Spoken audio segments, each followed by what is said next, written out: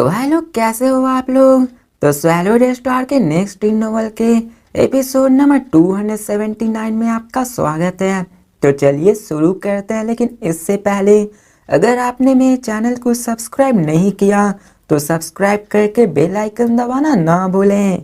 तो जैसा कि हमने पिछले एपिसोड में देखा कि वो लोग उस सिटी के सेंटर में आ चुके होते हैं और सामने एक स्टैचू होता है और वो एल्डर उस तरफ पॉइंट करते हुए कहते कि क्या आप उस स्टैचू को देख पा रहे हैं ना, वो जियो लुओ डू है, वही हमारे ग्रेट जियो लुओ डू है। और ये वही पॉइंट है जहाँ पे काउंटलेस वॉरियर्स इनके सामने रिस्पेक्ट किया करते हैं। और यहाँ का पूरा स्टैचू 12,390 किलोमीटर लंबा होता है और उसका पैर ही अकेले 1622 किलोमीटर लंबा होता है। ये देखकर लू फेंग भी अंदर से एक्साइटमेंट से भर जाता है और लू फेंग सोचता है कि ऐसा बंदा जो कि पूरे की पूरे रेस को काउंटलेस ईयर्स तक अपना वर्शिप करवा सकता है, न जाने वो कितना ज़्यादा पावरफुल होगा। अब फिर एल्डर कहते चलो सिटी में एंटर करते हैं और वो कहते योर मैजेस्टी, आपको एक बात का पॉइंट याद रखना होगा, ये सैक्रेड सिटी है जहाँ पे स्पेशल पैलेस है, जहाँ पे कई सारे काउंटलेस जीनियस आया करते गोल्ड हॉर्न रेस से, और ये सभी बंदे हमारे रेस के फ्यूचर है, इसलिए यहाँ पे किसी को मारना फॉरबिडन है। अगर यहाँ पे किसी को मारना है तो उसे बड़े से अरीना में जाना होगा, वहीं पे वो लड़ सकते हैं। अब इसके बाद लू फेंग और उसका ग्रुप उस एंशिएंट सैक्रेड सिटी में निकल जाता है और वहाँ पे कई सारे रेजिडेंट्स थे जहाँ पे लोग रहा करते हैं। और लू फेंग उस स्टैचू की तरफ देखने लगता है जहाँ पे वो उसको देख पा रहा था और उसमें लू फेंग को एक स्ट्रिक्टनेस नजर आ रही थी। यहाँ पे उसमें काल्म ट्रैंक्विलिटी भी थी। लू फेंग भी उसके सामने ही देखा जा रहा था और लू फेंग के अंदर बहुत ही अच्छी भावना उभर रही थी। और अब फिर लू फेंग इन सब के बारे में सोच ही रहा होता है, वहाँ पे हमें प्लाजा के मैन को दिखाया जाता है जहाँ पे वो लोग पहले से ही रह रहे होते हैं। वो लोग जब लू फेंग को देखते हैं तो वो कहते देखो वहाँ ह्यूमंस है, वहाँ तो ह्यूमंस आ गए हैं, इनमें तो ब्लड और लाइफ फॉर्म्स ही मौजूद है, ये लोग तो जिंदा इंसान ही है। और यहाँ पे हमें दिखाया जाता है कि ये शोर शराबा और भी बढ़ने लगता है, ये वैसा ही है जैसा कि किसी गाँव में फॉरेन आर्मी आ गया हो, और वैसा ही था क्योंकि यहाँ पे ह्यूमंस को देखना बहुत ही ज्यादा रेयर होता है और यहाँ पे बहुत ज्यादा गोल्डन क्लासमैन ह्यूमंस को देखने लगते हैं। सब लोग इसके बारे में ही बात करने लगते हैं। अब लू फेंग भी उन सबको नोटिस कर लेता है। लू फेंग सबको ऑर्डर करता कि चलो आगे चलते हैं और ग्रुप वो सारे निकल जाते हैं आगे। लेकिन तभी हमें एक बंदे को दिखाया जाता है जिसका नाम कैनियन होता है। वो कहता है ह्यूमन तुम सिर्फ एक डोमेन लॉर्ड लेवल 9 के बंदे हो और तुम्हारी इतनी हिम्मत कि तुम हमारे गोल्ड हॉर्न रेस की सैक्रेड सिटी में एंटर हुए, मतलब ये हुआ कि तुम जरूर एक एब्सोल्यूट जीनियस हो गए ह्यूमैनिटी के। इसलिए मैं कैनियन तुम्हें चैलेंज करता हूँ। और वो गोल्ड स्टैचू लाइक यूथ उसके सामने आ जाता है और वो लू फेंग को चैलेंज करना चाहता है। अब लू फेंग भी उसके सामने देखता और कहता है कि क्या तुम मुझे चैलेंज करना चाहते हो। अब वो बंदा भी डोमेन लॉर्ड लेवल 9 का बंदा था। यहाँ पे एल्डर सी फैन की ये सब देखकर बोलते योर मैजेस्टी, आपको परेशान होने की कोई जरूरत नहीं है, यहाँ पे कई सारे जीनियसेस मौजूद है इस सैक्रेड सिटी में, जिनमें से कई सारे एब्सोल्यूट जीनियसेस है और ये एक दूसरे से कंपटीशन किया करते हैं और ये सब रेयर जीनियसेस किया करते हैं। और यहाँ पे बहुत ही लंबी चौड़ी स्टोरी भी होती है जहाँ भी यंगर जनरेशन अपने ह्यूमन जीनियसेस को चैलेंज किया करते हैं और जब वो किसी भी ह्यूमंस को देखते हैं तो उनका चैलेंज करना लाजमी है, इसलिए आपको इसमें कोई भी परेशानी वाली बात नहीं है, ये आपका पीछा नहीं करेंगे। जिसके बाद वो एल्डर बोलना बंद करते हैं और वो अपने फॉर्मेस अनडाइंग एनर्जी को उस पर प्रेशर डालते हैं, जिसके कारण वो बंदा वहां से भाग जाता है। जिसके बाद वो कहता चलिए हमें डोइन के पैलेस पे भी जाना है। जिसके बाद लू फेंग उसका ग्रुप वहाँ प्लाजा की ओर निकल जाता है। यहाँ पे चारों तरफ वही लू फेंग की बातें होने लगती है कि एक डोमेन लॉर्ड लेवल 9 का बंदा यहाँ पे आया हुआ है, ये जरूर एक जीनियस होगा ह्यूमैनिटी का, नहीं तो आखिर ये कैसे आ सकता है। और ये पूरा का पूरा न्यूज चारों तरफ फैल जाता है।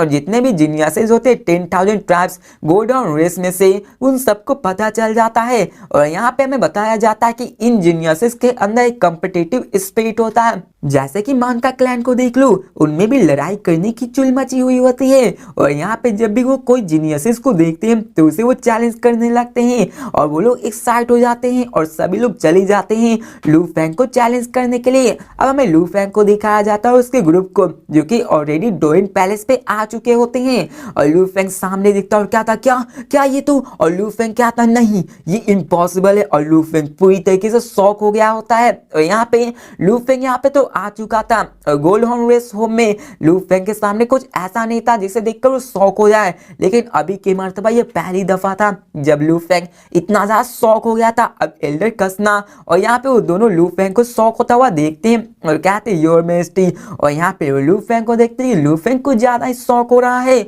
और मैं दिखाया जाता थोड़ी देर दूर का, जहाँ पे एक मैजेस्टिक पैलेस एडमिस्ट होता है, जहाँ पे कंटिन्यूअस माउंटेन रेंज होता है, जहाँ पे कंप्लीटेड डाल कोड ओवर 10,000 किलोमीटर लंबा। अब यहाँ पे देखा जाए तो यहाँ पैलेस में कुछ भी नहीं था जो कि लू फैंग को शॉक में ला सकता है। लेकिन यहाँ भी दिखाया जाता है उस पैलेस के एंट्रेंस के सामने, जहाँ पे 1 किलोमीटर बड़ा ट्विक स्ट्रेच चेन होता है, जो चेन एक 10,000 किलोमीटर स्ट्रेच से लंबा होता है और वो एक बिस्ट को बांधे हुआ होता है। और लू फैंग उसकी तरफ घूरते हुए क्या था कि क्या ये स्पेस स्पेस स्पेस बिस्ट है। और यहाँ पे लू फैंग का पहला टाइम था जब उसने गोल्डन और बिस्ट को पोजेस किया था। उसने यूनिवर्स और एक्सपीरियंस किया था और भी ज्यादा, लेकिन उसने अभी तक किसी भी सेकंड स्पेस बिस्ट को नहीं दिखा था, यहाँ तक कि किसी डेड बॉडी को भी नहीं। तो यहाँ पर बात करें एक लिविंग स्पेस बिस्ट को, तो यहाँ पे लू फैंग यहाँ पहली बार देख रहा था किसी और स्पेस बिस्ट को जो कि जिंदा हो। अब यहाँ देखा जाए तो इस स्पेस बिस्ट को इन लोगों ने कैच करके रखा हुआ था, जिनकी चेन उसके बॉडी को छेद करके उसको बांधी हुई थी। और इसे देखकर एल्डन सी फैन हंसते हुए कहते हैं कि योर मेजेस्टी, लगता है आप इस स्पेस बिस्ट को देखकर शॉक हो गए हैं। वो कहता है कि ये स्पेस बिस्ट इस स्पेस बिस्ट के 12 पाइनिकल ब्लड लाइन में से एक आता है और इसका नाम ह्यूसियो बिस्ट है, जो कि सेक्टर लॉर्ड पाइनिकल है अभी, जो कि अभी के मर्तबा सेक्टर लॉर्ड पाइनिकल है। और उसकी ट्रू स्ट्रेंथ की बात करें तो ये कई सारे नॉर्मल अनडाइंग बैंक तो इसके सामने कुछ भी नहीं कर सकते, इसकी पावर इतनी ज्यादा टेरिफाइंग है। अब लू फैंग उस बिस्ट को देख ही रहा होता है और यहाँ पे लू फैंग के अंदर भी दर्द उभरने लगता है। और लू फैंग पूछता है कि आखिर ये यहाँ पर कितने समय से रह रहा है। अब लू फैंग को भी उसके दर्द का एहसास हो रहा था कि यहाँ पे उसको बांध कर रखा गया है। अब वो एल्डर स्टन हो जाते हैं कि आखिर लू फैंग किस बारे में बात कर रहा है, क्योंकि यहाँ पे उन्हें नहीं पता था कि लू फैंग को भी गोल्डन नॉन बिस्ट की बॉडी को पोजेस करता है और वो स्पेस बिस्ट के डर को जान सकता है। और जब लू फैंग ने पूछा कि आखिर ये कितने समय से है, तो यहाँ पे वो भी स्टन हो गए कि लू फैंग किस बारे में पूछ रहा है। अब यहाँ पे लू फैंग फिर से पूछता है कि आखिर ये स्पेस बिस्ट कितने लंबे समय से पकड़ा हुआ है, तो एल्डर कहते हैं कि लगभग 20 मिलियन सालों से। यहाँ पे हमें बताया जाता है कि स्पेस बिस्ट की लाइफ स्पैन भी वैसे ही लंबी होती है। और इस सेक्टर लॉर्ड का बंदा जो कि गोल्ड हॉर्न रेस से आता है, उसकी एज सिर्फ 1000 एरा के बराबर होती है और स्पेस बिस्ट किसी भी ह्यूमन से 10 टाइम ज्यादा जीते हैं, जैसा कि हमने पहले भी जान रखा है। अब लू फैंग आगे पूछता है कि आखिर इसे बांधा क्यों गया है। तो यहाँ पे ये सारी बातों को सुनकर एल्डर को तो लगता है कि लू फैंग किसी और टोन में बात कर रहे हैं। और फिर वो आगे कहते हैं कि ये स्पेस बिस्ट हमारे एक डोइन के द्वारा पकड़ा गया था और ये स्पेस बिस्ट अपने आप को सबमिट करने से रिफ्यूज कर रहा है। और बात करें एक डोइन की पोजीशन की, तो बहुत ज्यादा पावरफुल होते हैं और इस सेक्टर और पाइनिकल स्पेस बिस्ट इसके सामने यूजलेस होते हैं और यहाँ पे इसको एक्वायर करना भी बहुत ज्यादा रेयर होता है, इसलिए उस डोइन ने इसको कैप्चर कर लिया है। तो लू फैंग कहता है कि क्या यहाँ पे डोइन एक यूनिवर्सल नाइट है। तो ये सुनकर लू फैंग भी कहता है कि हाँ आपने सही कहा, डोएस एक यूनिवर्सल नाइट होते हैं और उनके लिए एक स्पेस बिस्ट कोई मायने नहीं रखता, क्योंकि इन स्पेस बिस्ट से लेवल से तो उनका लेवल बहुत ज्यादा हाई होता और उनके लिए कुछ भी नहीं होता है। अब यहाँ पे एल्डर सी फैंग की आगे कहते हैं कि ये स्पेस बिस्ट बहुत ज्यादा ऑब्स्टिनेट है, इसने आपको सबमिट करने से रिफ्यूज कर दिया था और यहाँ पे इसने बहुत ज्यादा हाउल किया, ये पागल हो गया है, यहाँ पे अपने आप को इंस्टॉल कर रहा है और अपने आप को इंजर्ड कर रहा रहा है, इसके वेन्स, इसके फर्स ये सभी डैमेज हो चुके हैं। अब देखा जाए तो इसकी बॉडी को कितना भी डैमेज कर लो, जब तक इसके लाइफ कोर को डिस्ट्रॉय ना कर दिया जाए तब तक कुछ फायदा नहीं है, ये यूजलेस है। और समय के साथ इसने नेचुरली गिव अप कर दिया। इसको पता चल गया कि ये यहाँ पर से जा नहीं सकता है और इसने डोयन के सामने सबमिट करने से मना कर दिया, इसलिए इस डोयन ने इसे सेन के अंदर बांध दिया। अब ये सुनकर लू फेंग भी थोड़ा सा घबरा जाता है। अब देखा जाए तो स्पेस बीस्ट बहुत ज्यादा प्राउडफुल होते हैं। जैसा कि लू फेंग ने गोल्डन हॉर्न बीस्ट को पोजेस किया था तो उस वक्त गोल्डन हॉर्न बीस्ट बहुत ज्यादा प्राउड था, वो आराम से ह्यूमंस को मार सकता था और वो फियर्सियस, वेसियस और बहुत ज्यादा पावरफुल था। और वैसे ही जन्म लेता है तो वैसे ही वो अपने आप के प्राउड में रहता है और यहाँ पे उसको सबमिट कराना ये बहुत ज्यादा हार्ड होता है। अब एल्डर सी फैन की कहते हैं योर मैजेस्टी, क्या आप पहली बार किसी स्पेस बेस को देख रहे हैं? और वो कहते हैं ये ह्यूसियो ये बहुत ज्यादा पावरफुल होते हैं, ये सेक्टर पाइनिकल में रहने के बाद भी ये नॉर्मल अनडाइंग बीइंग को हरा सकते हैं। और वो कहते हैं कि क्या मैं इसके ओरिजिन को आपसे इंट्रोड्यूस कर सकता हूं? तो यहाँ पे लू फेंग एक भी सब नहीं कहता है। यहाँ पे कहा जाए तो सैन फेंकी से लू फेंग कई गुना ज्यादा जानता है। ह्यूसियो बेस्ड एक 12 पाइनिकल ब्लड लाइन में से आता है स्पेस बेस्ड में, जो कि गोल्डन हॉर्न बेस्ड के नीचे ही आता है। अब देखा जाए तो ये गोल्डन हॉर्न बेस्ड के जैसा स्वेलिंग टाइम बेस्ड नहीं होता है, ये एक थंडर और टाइम स्पेस बेस्ड होता है जो कि नेचुरली स्लाई और विशियस होता है। और इसका सिर्फ एक ही नेचुरल एबिलिटी होता है जो कि अभी तक का सबसे मुझे बेस्ट एबिलिटी लगा था, जो कि टाइम स्टॉप होता है, वो समय को रोक सकता है। और आप इसकी एबिलिटी से ही जान सकते हो कि एबिलिटी कितना ज्यादा खतरनाक हो सकता है। और बात करें जब ये आता है स्पेस बीस्ट में तो स्पेस बीस्ट तो पहले से ही खूंखार हो जाते हैं और जब टाइम स्टॉप आ जाता है तो समझ लो यहाँ पे कितना ज्यादा पावरफुल हो जाते हैं। अब इन टाइम स्टॉप में आप चाहे तो किसी पे भी अटैक कर सकते हैं या फिर यहाँ इस मौके से लेकर वहां से भाग सकते हैं ताकि आप अपने जान को बचा सकते हैं। अब लू फेंग उस डिस्टेंस ह्यूसू बेस्ट की ओर देखने लगता है और उसके माइंड में वही side 10 billion human 3000 universe soldier के सारे इमेज अपीयर होने लगते हैं। जब उसने देखा था कि वो सभी राख में बन चुके हैं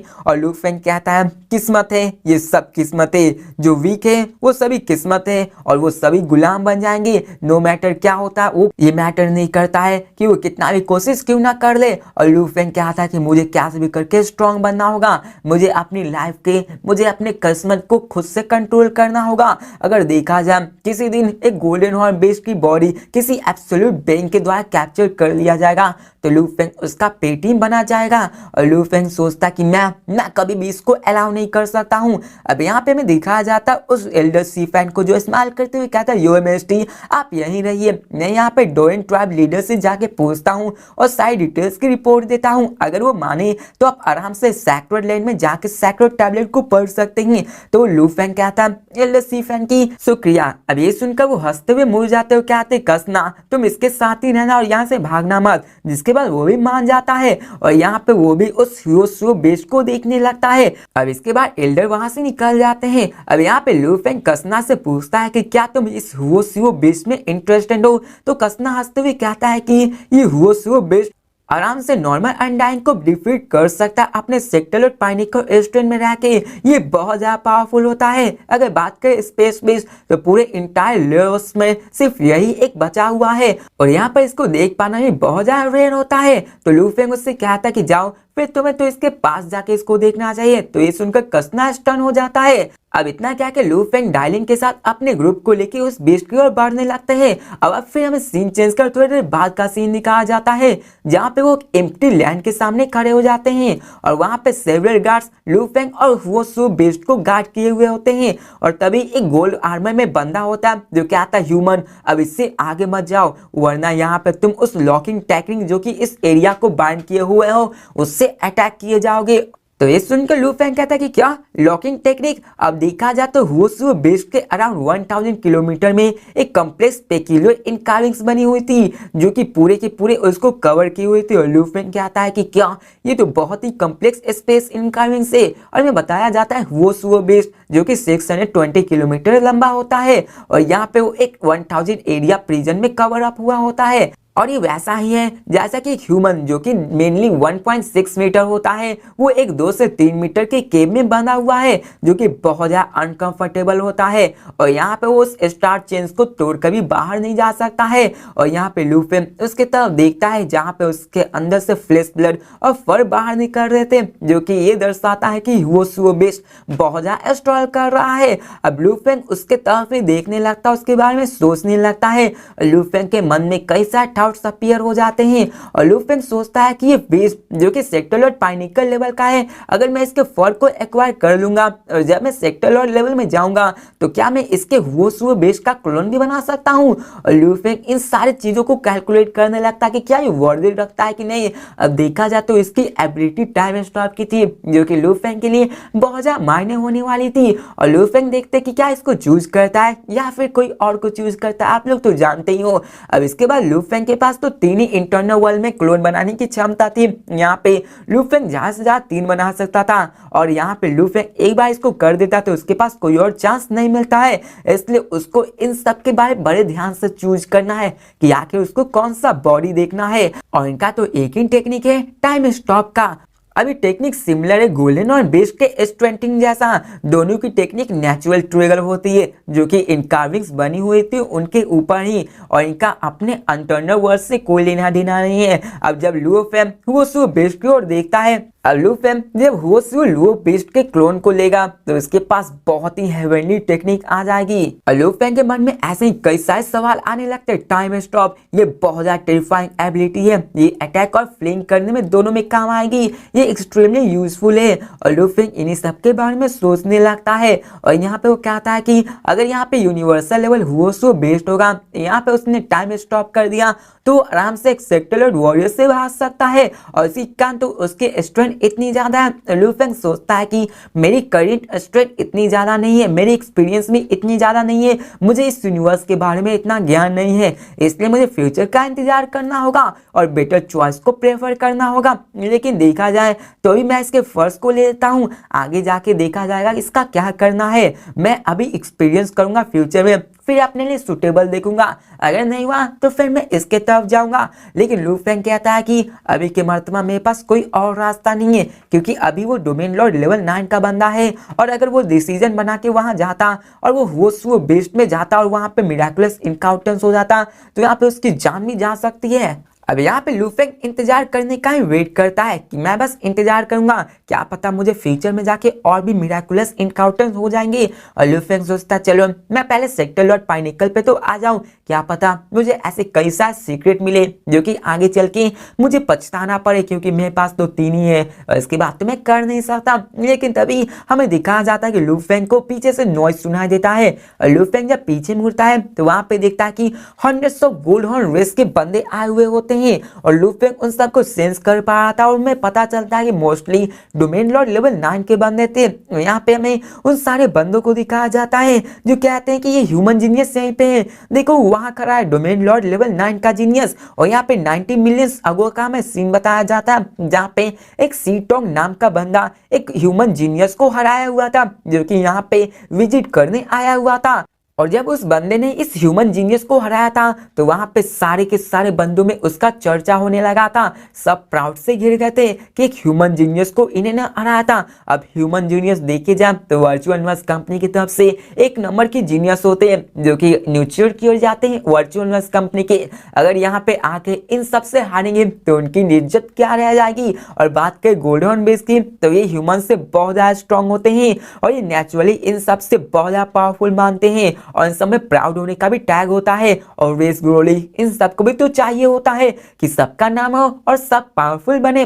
अब यहाँ पे सब लोग लूफेंग को चैलेंज करने लगते हैं, उनमें से एक कहता है जिया आई, मैं हूँ जिया आई, अगर तुम्हें हिम्मत है तो मेरे चैलेंज को एक्सेप्ट करो। उसमें से एक और कहता है बुकोंग डू ह्यूमन जीनियस, मैं तुम्हें चैलेंज करता हूँ। यहाँ पे कई सारे बंदे होते हैं जो कि लूफेंग को चैलेंज करने लगते हैं जिनमें कि कई सारे ट्राइब्स के बंदे होते हैं जिनमें कि green red white purple skins के बंदे भी होते हैं और सबके माथे पे गोल्ड इम्प्रिंट भी लगा हुआ होता है। फाइटिंग स्पीड और आशा ये किसको नहीं चाहा होता। लूफेंग भी उन सब की तरफ देख रहा होता जो सब लोग फाइट करना चाहते थे लू फेंग की तरफ। और यहाँ पर एक ह्यूमन जीनियस से फाइट करना ये बहुत ज्यादा रेयर होता है। फर्स्टली तो एक ह्यूमन को जीनियस होना चाहिए जो कि बहुत ज्यादा रेयर बनाता है। और यहाँ पे मोस्टली सेक्टर लॉर्ड जीनियसेस होते हैं जो कि यहाँ पे आए हुए थे। और एक डोमेन लॉर्ड लेवल 9 के बंदे से मिलना और भी ज्यादा रेयर हो जाता है। और यहाँ पे जो भी आता है वो जीनियस बहुत ही कमजोर होता है जो कि खुद को कमजोर समझ के इन सबको चैलेंज नहीं करता है, इन सबके चैलेंज को एक्सेप्ट नहीं करता है। अब यहाँ पे सब लोग चैलेंज कर ही रहे होते, उसी में डायलेन स्माइल करते हुए कहता है योर मिनिस्ट्री।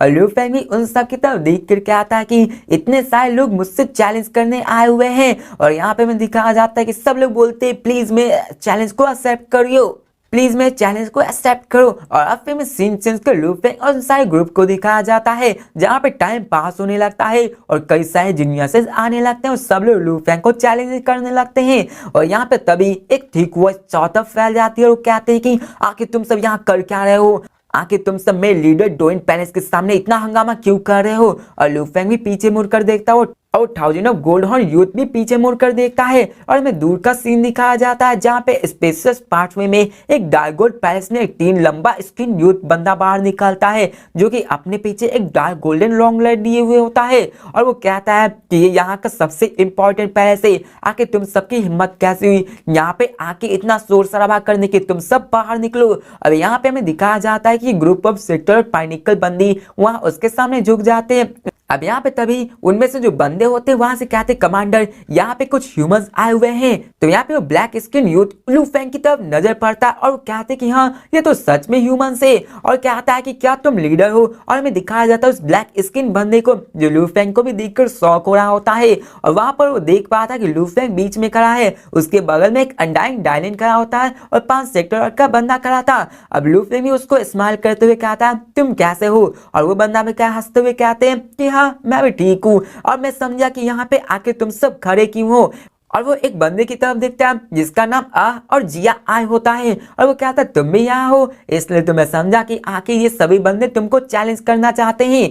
और हमें उस ब्लैक स्किन यूथ को दिखाया जाता है जो कि लू फेंग की तरफ घूर कर देखता है और कहता है ह्यूमन मैं हूँ बैचुंग जो कि डॉइन पैलेस का रहने वाला हूँ और मैं तुम्हें ऑफिशियली चैलेंज करता हूँ। अब ये सुनकर वहाँ जितने भी 1000 ऑफ गोल्ड हॉर्न रेस के बंदे होते हैं सब लोग डिस्कस करने लगते हैं कि ये बैच है, ये तो सच में डिस्कस्टिंग है, ये इतना ज्यादा स्ट्रॉन्ग है जो कि डॉइन पैलेस से गाइडेंस लेता है, ये बहुत ज्यादा स्ट्रॉन्ग होगा। और यहाँ पे लू फेंग भी उसकी तरफ देख रहा होता है, कहता है भाईचुंग। और उसको देखने से लू फेंग को पता चल जाता है कि ये एक डोमेन लॉर्ड लेवल 9 का बंदा है। और वो बंदा फिर से कहता है प्लीज मेरे चैलेंज को एक्सेप्ट करो। और अभी उसकी आंखें लाइटनिंग जैसी होती है, वो लू फेंग को जैसा खाई जाने वाला है। लू फेंग भी उसकी तरफ देख रहा होता है। अभी के मर्तबा वो रिजेक्ट तो करना चाहता है लेकिन वो सडनली सोचता है डॉइन प्लेस, लगता है यहाँ पे ह्यूमन स्टेटस इसी के अंदर है और यहाँ पे सब लोग मुझे चैलेंज करना चाहते हैं और यहाँ पे अगर एक का किया तो सब लोग ऐसे ही आते जाएंगे। और यहाँ पे वो कहता है कि मुझे शायद इसको एक्सेप्ट कर लेना चाहिए ताकि